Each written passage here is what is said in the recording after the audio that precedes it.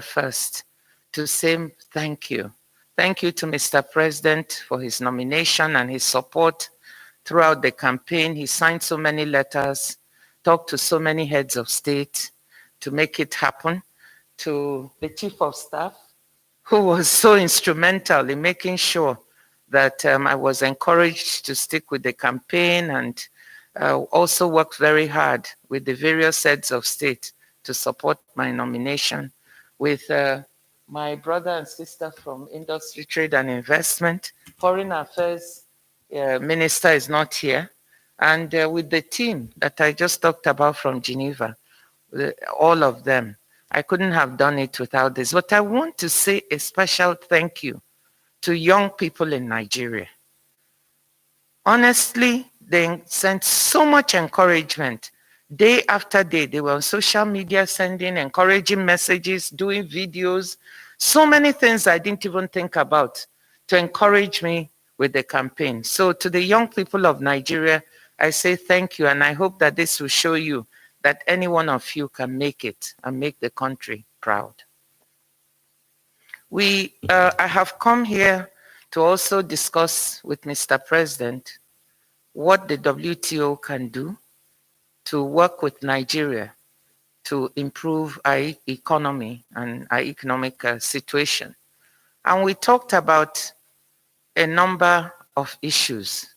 First of all, Nigeria is a large market in and of itself, 200 million people. But we also now have the African Continental Free Trade Agreement, which makes a market of 1.3 billion people on the continent. And there's a unique opportunity for Nigeria to improve its standing in trade. Currently, we're 0.3% of world trade, 19% of Africa's trade. And in logistics, we rank 103 out of 167. But what does this say to us?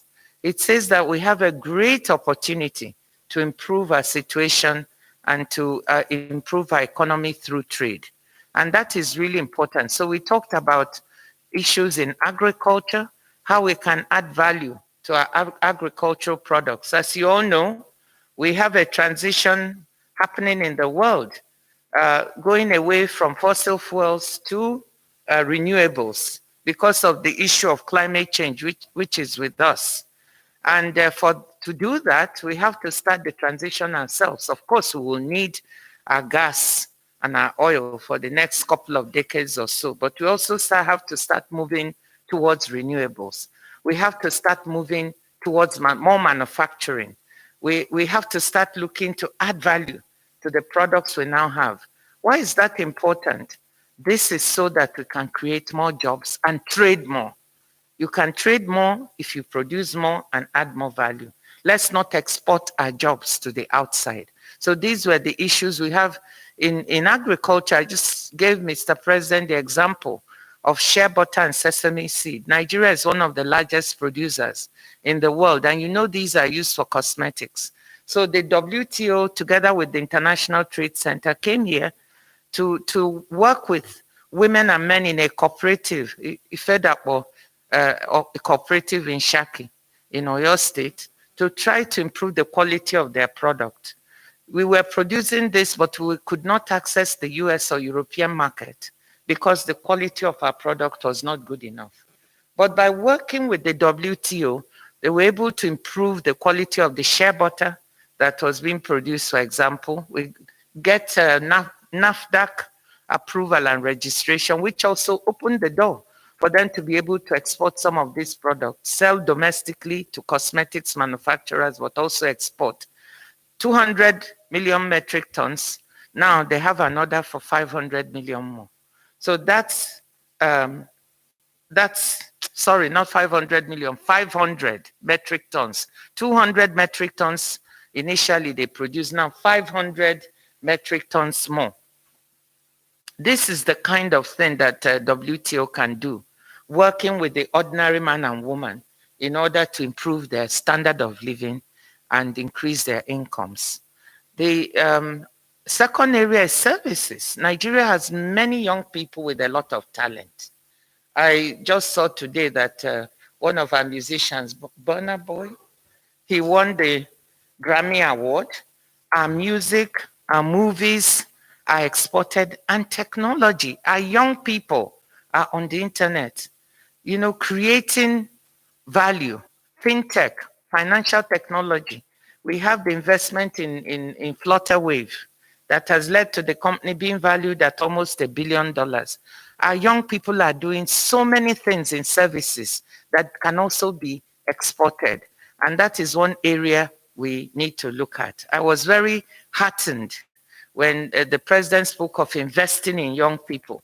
Even we spoke about the Safe Schools initiative and guarding our young people to grow them, invest in them so that they can attain whatever heights they want for the future and produce and sell their services elsewhere. So that's another area we can work with these young people to access the e-commerce on the internet. That's one area where the WTO is currently negotiating rules that can underpin the world e-commerce trade, which is very important to make it a level and accessible playing field for all. We also talked about COVID and what WTO can do to improve access to vaccines, therapeutics, and diagnostics. Of course, these commodities are traded, and reducing export restrictions, encouraging manufacturing, and increasing the volume of these products. We talked about that, and first to get them to poor countries. But the fact that Nigeria can also set up manufacturing capacity for vaccines. Africa imports more than 90% of the pharmaceutical products it uses, including us. And therefore, we can do better by establishing more production here. We have the market, and we talked about that, and the need for a public-private partnership to do this, not for now, but for the future.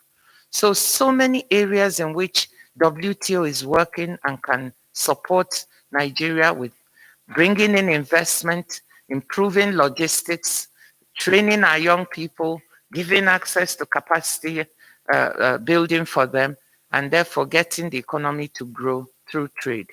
So I will stop it there. I can tell you we talked about the challenges before the WTO. WTO has many challenges. It has to complete multilateral negotiations on fisheries, for instance, which it's been ongoing for 20 years. And I said 20 years is enough. We must bring it to a conclusion. It has to improve its dispute settlement system. It has to update its rules for e-commerce, for women in trade, for micro, medium, and small enterprises. These are all areas the WTO needs to do more and better.